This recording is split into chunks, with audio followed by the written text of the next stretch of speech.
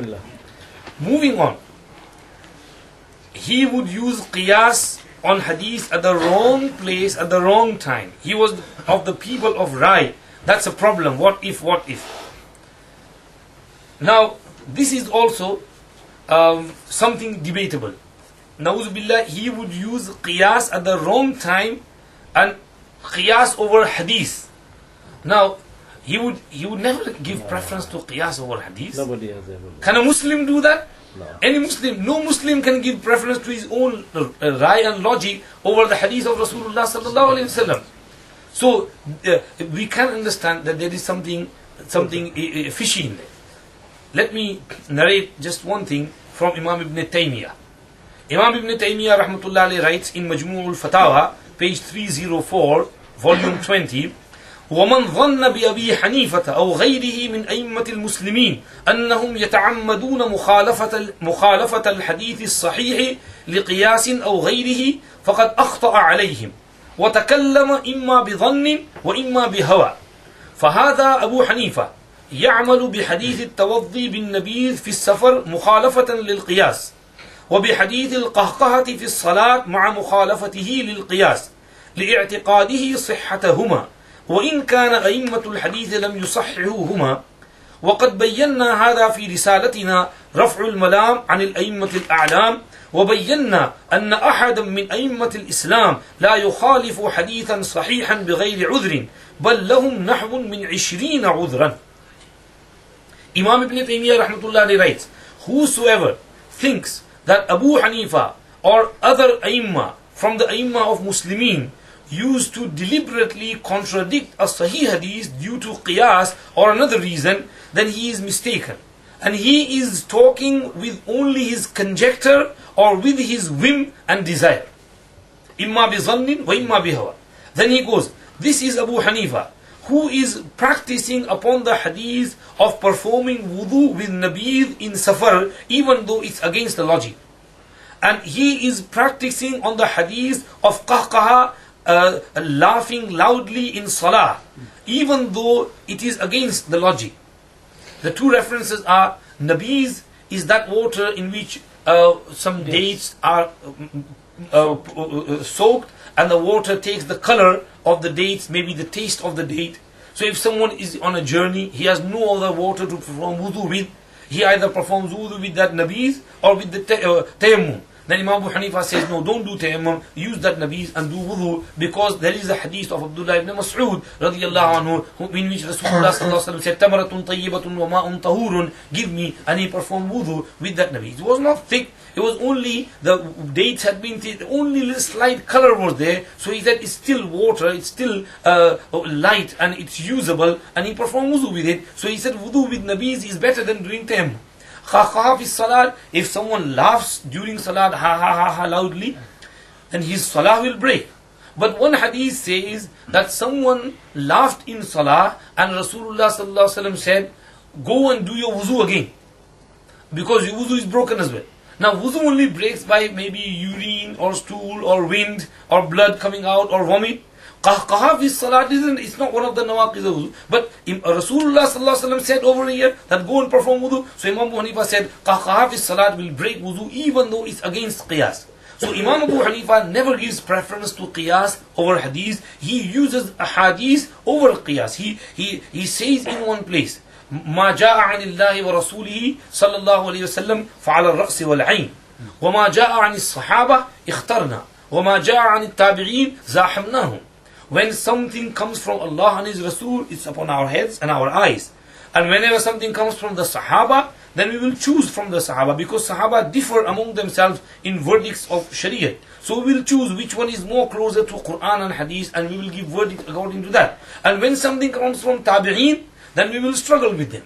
Meaning if something comes from Hasan Basri, Sa'id bin Musayyib, Qatada, Ikrimah, Nafi', all these Tabi'een, then Imam Abu Hanifa himself is a Tabi'i as well. So as they did research, he can do research as well. So he said we will do research like they did research, and then we will come to a verdict.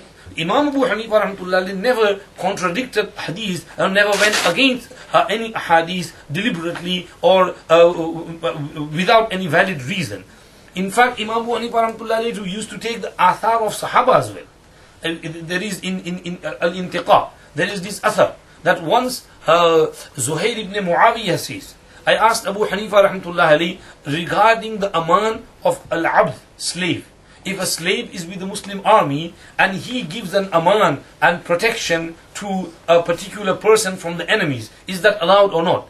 Imam Abu Hanifah rahmatullah alayhi replied, if he was participating in the battle, then his aman is allowed. If not, then not allowed. So Zuhair ibn Muawiyah says, well, there is an athar of Sayyidina Umar radiallahu anhu, that during his time once, the Muslim army had surrounded a group, and someone threw a note to them, and that they took the note, and in that note there was protection and aman for them. So they came out, they laid down their arms. So the Muslim army was about to attack them. They said, you have given us aman and protection, why are you attacking us now? He said, who gave you aman? And they said that this is your note which has been sent to us, and that note was sent by a slave who was not actively participating in the battle. So they said that this was by a slave, we didn't give it. And the enemy said, how do we know where the note came from? It was just sent to us. How do we know who sent it? So we have been given protection. They sent someone to Umar radiallahu anhu. Umar said that the aman and the protection given by the slave is also valid and you can't touch them. So they were given protection because of that. So Zuhair ibn Muawiyah says, when I related this hadith to him, he said, then we will have to give verdict according to the asar of Umar radiallahu anhu. Zuhair says, I came back after 1 year and I met him again and I asked him the same masla, and he gave the verdict according to the athar of Umar radiallahu anhu, and he narrated the athar of Umar radiallahu anhu. I realized that Abu Hanifa only gives fatwa according to athar and not according to his logic. He finds athar and ahadith as much as he can. He never gives preference to his qiyas over logic. And Ibn Hazm al-Zahiri rahmatullah alayhi has narrated this, has written this in somewhere in Muhalla. جميع أصحاب أبي حنيفة مجمعون على أن الحديث الضعيف أولى بالعمل من القياس. All the students of Abu Hanifa agree on this fact, that a da'if hadith is more worthy of being practiced upon than the logic and the analogy of an individual person. So this is fabrication, a lie upon Imam Abu Hanifa, in the words of Imam Ibn Taymiyyah from his Majmu' al-Fatawa, page 304, volume 20. He said, we have explained in our Risala, Raf'ul Malam an al-Aimmat al-A'lam. We have explained that no Imam among the Aimmas of Muslimin has contradicted or gone against a Sahih Hadith without a valid reason. In fact, they had nearly 20 reasons for leaving a Sahih Hadith. 20 reasons he mentioned. Maybe this, maybe this, maybe this, maybe this. There are many Sahih Hadiths.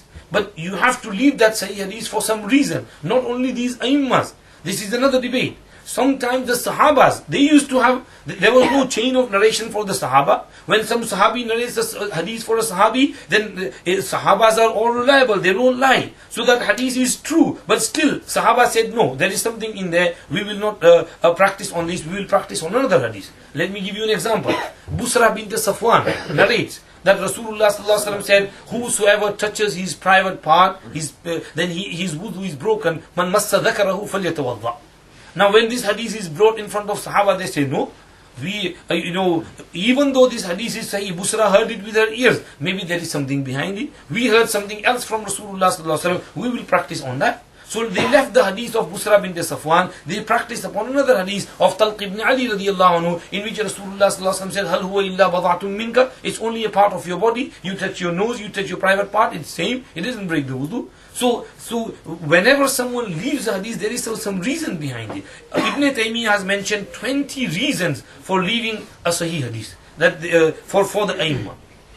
So this is a baseless accusation upon Imam Abu Hanifa rahmatullah alayhi, that he would give preference to his qiyas over athar, and he would use the qiyas at the wrong place at the wrong time. Na'uz billah, he would never do that. Let me mention an incident to you. No, Imam Abu Hanifa rahmatullah alayhi was of a very high caliber. First of all, let me tell you, Imam Abu Hanifa is not God. He is not Allah. He is not Rasulullah. He is a Muslim, a mu'min, a believer, and he is an alim, he is a scholar, he does his research and he put his research for the ummah and made things easy for the ummah to practice. We don't worship Abu Hanifa, we only trust him and have confidence in the research which he has done, and we say that rather than accepting the research of someone from today, we have more confidence in the research of Imam Abu Hanifa rahmatullahi. Imam Abu Hanifa rahmatullahi was, confronted with jealousy on many occasions. People were jealous of him. They used to accuse him, abuse him during his lifetime as well. But he was a very patient, tolerant person. And his ibadat, his wara', taqwa, we will come to that. Once Imam Abu Hanifa rahmatullahi was giving a dars, and during the dars, someone got up from behind. And he said, this incident is narrated by Sheikh Zakaria al-Kandalwi al-Muhajir al-Madani rahmatullahi alayhi in Muqaddama Awjazul Masalik, in the biography of Imam Abu Hanifa rahmatullahi. He says that once Imam Abu Hanifa rahmatullahi was giving dars and someone stood up from behind and he said, "Da'u hadi ya Abu Hanifa, da'u hadihi al-muqayasa, fa inna awwala man qasa iblis." O Abu Hanifa, leave aside these analogies and qiyas of yours. The first person to do qiyas was Iblis. He said that أَنَا خَيْرٌ مِّنْهُ خَلَقْتَنِي مِنْ نَارٍ وَخَلَقْتَهُ مِنْ طِينٍ. I am better than Adam. You created me from fire and he from clay. Fire is better than clay. Why should I worship to him? So he used his analogy. So don't use your analogy. Imam Abu Hanifa rahmatullah alayhi, cool as a cucumber, he said, يا هذا وضعت الشيء في غير محله. إبليس رد بقياسه على الله تبارك وتعالى أمره وَنَحْنُ نَدُورُ حَوْلَ الْإِتِّبَاعِ فَكَيْفَ نُسَاوِي إِبْلِيسِ. Oh my friend, you have put the thing in the wrong place. You have taken it out of context. Iblis, through his analogy, rejected the order of Allah subhanahu wa ta'ala. And we, through the analogy, look for and search for the order of Allah subhanahu wa ta'ala so we can practice on it. So how can we be equal to Iblis? He is rejecting and we are looking for it. So there is the difference between them. And the person was of a good, sound nature. And he said, sorry, ghalattu wa tubtu, I made a mistake and thank you very much. Nawwar Allahu qalbak kama nawwarta qalbi. May Allah enlighten your heart just as you have enlightened my heart. So, Imam Abu Hanifa rahmatullahi never used to give preference to qiyas over the asar, and this is a great, we can go into detail. Imam Ibn Taymiyyah's quote is enough for us. He is Shaykh al-Islam and in his fatwa he has said this. In fact, Imam Zahabi rahmatullahi also writes in Siyar A'lam al-Nubala on page 390, volume 6. As soon as he starts Imam Abu Hanifa's biography, he writes, Abu Hanifa, al-Imam, faqih al-Millah, alim al-Iraq, عني بطلب الآثار وارتحل في ذلك وأما التدقيق في الرأي وغوامضه فإليه المنتهى والناس عيال عليه في ذلك. That Abu Hanifa, he is the Imam, he is the faqih of Millat, he is the alim of Iraq, and he paid great attention in search of athar and ahadith, and he traveled to learn ahadith and in this matter. And as for going into the in-depth of Rai, and for the tadqiq and the ghawamiz, Rai and the ghawamiz, the hidden aspects of the Rai, then for ilayhi al-muntaha. To him is the muntaha, the ending, final ending. And وَالنَّاسُ عِيَالٌ عَلَيْهِ فِي ذَلِكَ.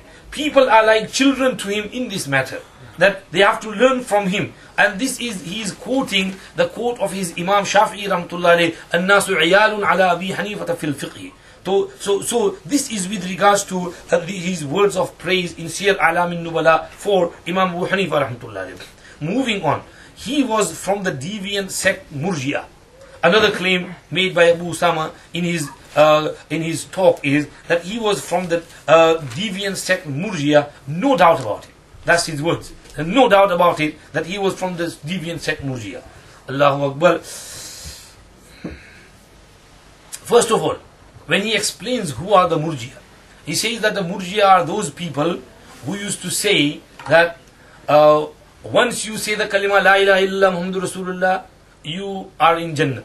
No matter what you do, whether you pray salah or you don't pray, you keep fast or you don't keep, you commit zina, fornication, murder, whatever you do, your iman is at the high level of like Iman of Jibreel and Mikael and Israfil, and Iman of Muhammad and Musa and Yusuf, your Iman, their Iman is same. And you will definitely, you will go straight into Jannah, whatever you do, because you've said this kalma, you will be with. Of course, this was this belief of the Murji'ah. Now, let me ask you, was this the belief of Abu Hanifah rahmatullah alayhi? No.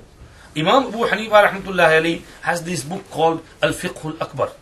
And on page 77, Imam Abu Hanifah rahmatullah alayhi writes, ولا نقول إن المؤمن لا تضره الذنوب وأنه لا يدخل النار ولا أنه يخلد فيها وإن كان فاسقا بعد أن يخرج من الدنيا مؤمنا ولا نقول إن حسناتنا مقبولة وسيئاتنا مغفورة كقول المرجية.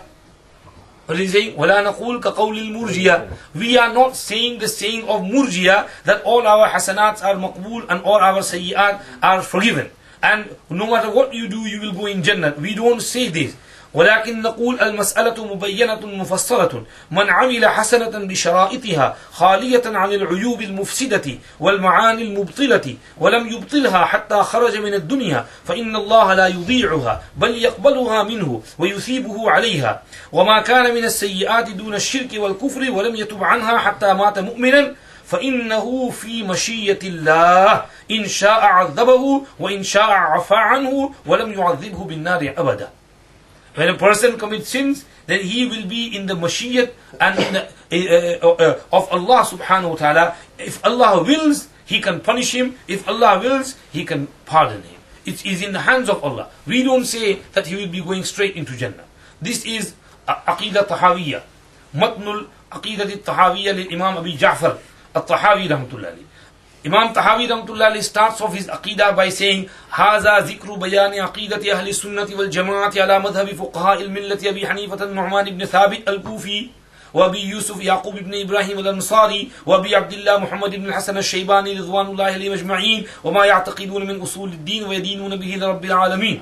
This aqidah is according to the aqidah of these three great Imams, Abu Hanifa, Abu Yusuf and Muhammad bin Hassan. نقول في توحيد الله معتقدين بتوفيق الله إن الله واحد لا شريك له ولا شيء مثله ولا شيء يعجزه ولا إله غيره.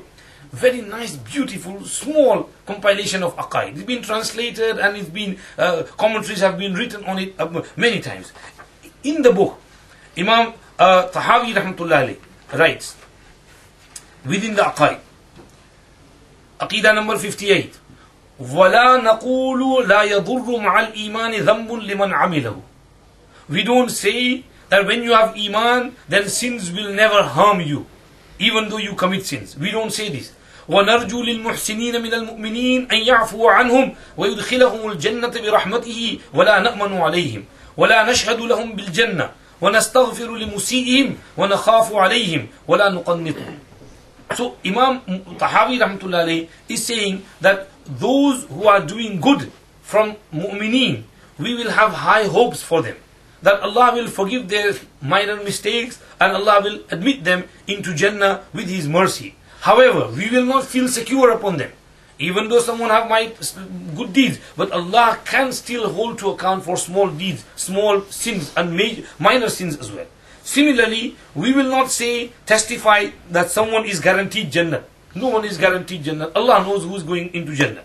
And we will do istighfar for a person who makes mistakes and sins, and we will fear for them that Allah subhanahu wa ta'ala can seize them and hold them to account. وَلَا نُقَنِّطُهُمْ. However, we will not make them despondent of the mercy of Allah. We will not make them hopeless. We will tell them to do tawbah and istighfar. So this is what Imam Tahawi rahmatullah writes over here. This completely against the aqidah of Murjiya. How can you say that Abu Hanifa rahmatullah was a Murjiya? This is a baseless claim, because when you say the word Murjiya, the mind goes towards this aqidah. And this was not the aqidah of Imam Abu Hanifa, of Imam Abu Yusuf, of Imam Tahawi, or Imam Muhammad, nor is it our aqidah. So don't blame upon us something which we don't say and which we totally contradict. This book is in your hand, it's in every household, you can read it for yourself. There is the English translation in there as well. So this is, we have dealt with the claim that he was from the Murjiya. What is the reality of this? We can go into detail, but I think we will be losing a lot of time, so I don't want to go in there. Abu Hanifa, he says that one of the greatest things is that Abu Hanifa permitted revolting against the ruler. This is also baseless. Imam Abu Hanifah rahmatullahi writes in his book Al-Fiqh Al-Akbar, narrated by Al-Radd al-Khatib, page 61. ولا نرى الخلوج على أئمتنا وولاة أمورنا وإن جاروا علينا وندعو لهم. Similar words are narrated over here by Imam Tahawi rahmatullahi in his Aqidah. Imam Tahawi says, ولا نرى السيف على أحد من أمة محمد صلى الله عليه وسلم إلا من وجب عليه السيف ولا نرى الخروج على أئمتنا وولاة أمورنا وإن جاروا ولا ندعو عليهم ولا ننزع يدا من طاعتهم ونرى طاعتهم من طاعة الله عز وجل فريضة ما لم يأمروا بمعصية وندعو لهم بالصلاح والمعافاة. This is the reality of the Aqidah. That we will not say that you should go out and revolt against the Imam and the Wulatul Umur, even though they may be committing injustice and persecution. We will not even make dua against them, curse against them. We will not pull out our hands from their obedience. We see that we believe that obedience to those who have been given the authority is like from the obedience of Allah subhanahu wa ta'ala, which Allah has commanded us to do so. As long as they don't tell you to do any sin and ma'siyat, we will make dua for them that Allah guide them and Allah give them the path of piety and Allah give them peace and security. This is the way we will deal with our A'immah. So, Imam Abu Hanifah rahmatullahi did not say revolting against the Imam and Allah. He narrates that Imam Awza'i rahmatullahi, who is bigger and better than the four Imams. Now this is just a baseless claim. Imam Awza'i rahmatullahi, if he was bigger and better, where is his mazhab today? Why is his mazhab not prevail? Imam Awza'i was in Sham. Of course, he was a big alim, great alim of that era. But he was not bigger nor better than the four Imams. Imam Awza'i rahmatullahi, he says that Abdullah ibn Mubarak was sitting with Imam Awza'i. And Abu Hanifah came. So Imam Awza'i stood up and went away. And Abdullah ibn Mubarak followed him. Why did you run away? He said, I don't want to sit with a person who feels that revolting against the Imam is allowed.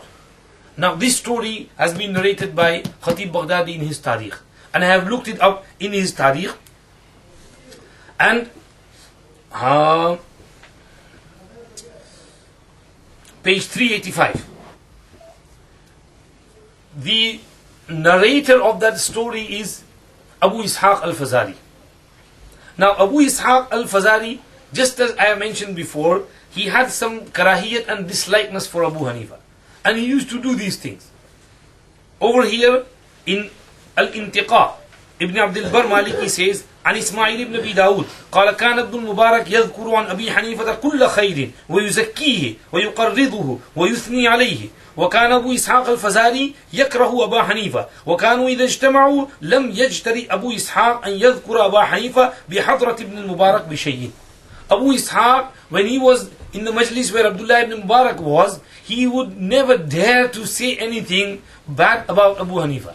At other times he would do so. But in the majlis of Abdullah ibn Mubarak, he would never have the courage to do so. Abu Ishaq Fazari is the narrator of this incident from Abdullah ibn Mubarak. That Abu Awza'i and Abdullah ibn Mubarak and stories been mentioned.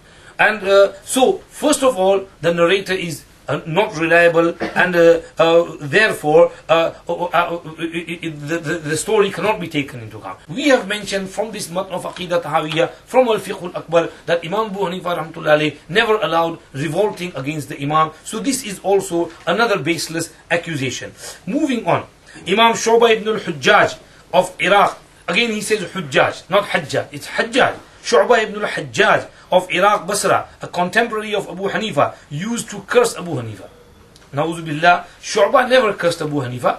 He never cursed Imam Abu Hanifah rahmatullahi. Let me narrate to you from Ibn Abdul Bar's Al-Intiqa. As I mentioned, he's one of the earliest scholars to write in praise of Imam Abu Hanifah. He writes on page 196, عن شبابة بن سوار قال كان شعبة حسن الرأي في أبي حنيفة. Shu'bah was had a good opinion verdict regarding Abu Hanifa. In another place he says, عن عبد الصمد بن عبد الوارث قال كنا عند شعبة بن الحجاج فقيل له مات أبو حنيفة فقال شعبة لقد ذهب معه فقه الكوفة تفضل الله علينا وعليه برحمته. We were with Shu'bah and he was informed that Imam Abu Hanifa has died, and Shu'bah said, with him has gone the jurisprudence of Kufa. May Allah shower His grace and His mercy upon us and upon him. In another place, in Makanatul Imam Abu Hanifa, Dr. Muhammad Abdul Hadisi narrates on page 199, Kana wallahi Hasan al-Fahmi Jayyid al-Hifzi. Shu'bah says, Wallah, Abu Hanifa had a very good understanding and he had a very strong memory and hifz. Jayyid al-Hifzi. This is the verdict of Shu'bah. Abdullah ibn Ahmad ibn Ibrahim al-Dawraqi says, Yahya ibn Ma'in was asked while I was listening regarding Abu Hanifa, and Yahya ibn Ma'in replied, ثقة ما سمعت أحدا ضعفه هذا شعبة بن الحجاج يكتب إليه أن يحدث ويأمره وشعبة شعبة. Yahya ibn Ma'in replied that Abu Hanifa is thiqa. I have not heard of anyone making him weak. Look at this Shu'bah ibn al-Hajjaj. He is writing to Abu Hanifa that you should narrate ahadith, and he is giving him instruction to narrate ahadith. And Shu'bah is Shu'bah. He wouldn't tell anyone to do this unless he knew that person was reliable. Another mistake over here he makes is, he says Shu'bah ibn al-Hajjaj al-Basri. Shu'bah is not Basri, Shu'bah is al-Wasiti. He used to live in the city of Wasit, which is between Kufa and Basra. Kufa on one side, Basra on one side, and the middle is Wasit. Shu'bah was al-Wasiti and his ilm was spread from there. So Shu'bah ibn al-Hajjaj used to have a good opinion with regards to Imam Abu Hanifa rahmatullah alayh, and this claim that he used to curse Abu Hanifa. How can a mu'min curse someone? Now Abu Usama, he says that Shu'bah used to curse Abu Hanifa, and then he says, oh, this is not a good thing to do because laysa al-mu'min bit-ta'an wal-la'an. So on one side he is again criticizing Shu'bah as well. That why did Shu'bah curse Abu Hanifa? He shouldn't have cursed him because the hadith says you shouldn't curse anyone. So these are silly mistakes which are being made. When the reason which I mentioned in the beginning, when you start criticizing someone, you have to be very careful. Allah subhanahu wa ta'ala doesn't like it when you criticize one of his friends. And Imam Abu Hanifa rahmatullahi alayhi was a friend of Allah subhanahu wa ta'ala. He didn't like inventing things into the deen of Allah subhanahu wa ta'ala. He was a very pious servant of Allah subhanahu wa ta'ala. Moving on, some of the other things are there. With regards to Abdul Rahman ibn Mahdi, he said that between بينه وبين الحق hijab. This is narrated by Tariq in Tariq-e-Baghdad, page 208. Allah knows best what he means by that. Let's take to account, this was statement of Abdul Rahman ibn Mahdi. The chain is reliable as well. There is one person criticizing him. But on the other hand, if you take all those people who are praising him, who are more in number, and I will come to that point as well, because Abu Usama says in his lecture that so and so people criticized him. Where is it?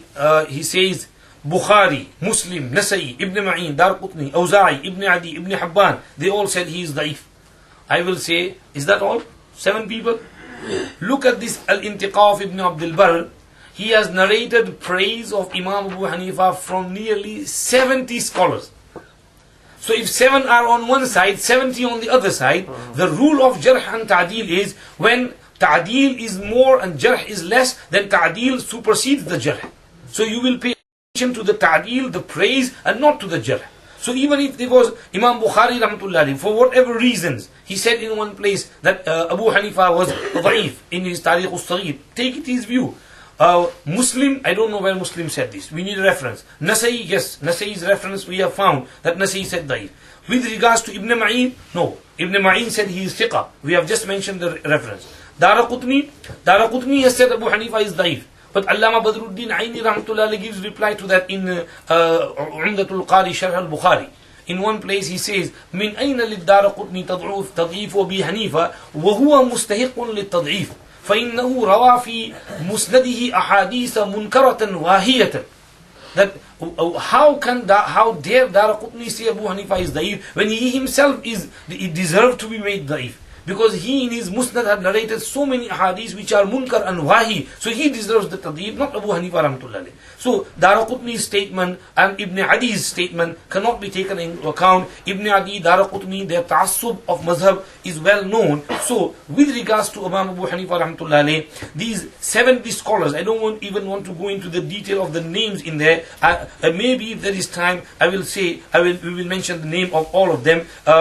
Some of them which I have just noted to you: Shu'bah ibn al-Hajjaj, Sufyan Thawri, Sufyan ibn Uyayna, Hamad ibn Zayd, Ibn Shubruma, Yahya al-Qattan, Abdullah ibn Mubarak, Yahya ibn Ma'in, Ibn Jurayj, Waqi'. They are all praising Imam Abu Hanifa rahmatullah alayhi. Sufyan Thawri, he mentioned that with regards to Sufyan Thawri about the crippled person.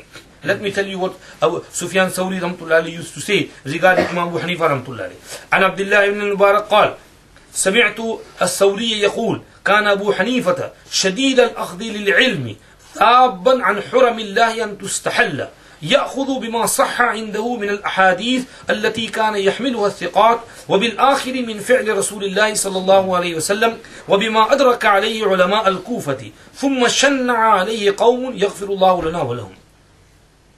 This is the statement of Sufyan Thawri, narrated by Abdullah ibn Mubarak. Who has narrated this? Ibn Abdul Barr in Al-Intiqa, page 262. Ibn Abdul Barr narrates. Before all these things come into place, Ibn Abdul Barr. And let me tell you something else. Ibn Abdul Barr passed away in the same year as Tariq Baghdadi's Khatib Baghdadi passed away, 462.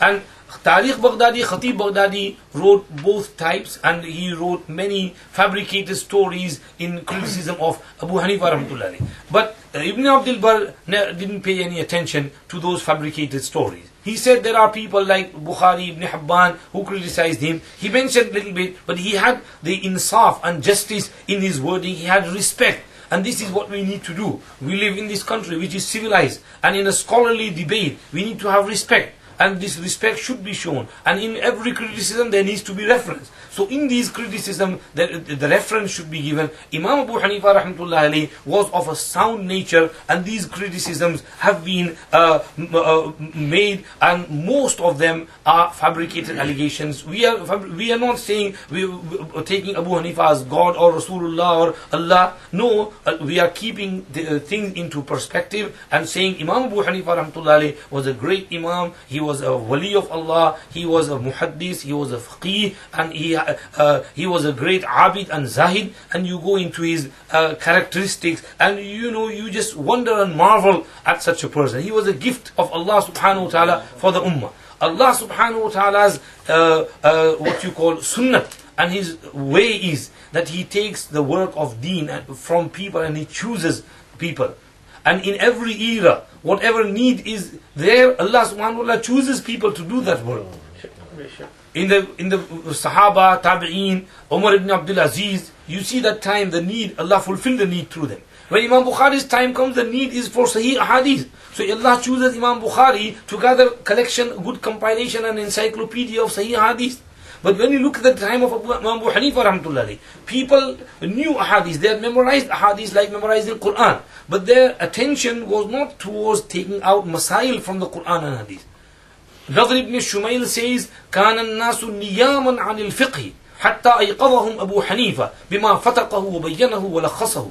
People were sleeping from fiqh. It was Abu Hanifa who woke them up by explaining and beautifully summarizing the masail, the usul and the roots, and how to derive masail from Quran and Hadith. So he said that don't just memorize,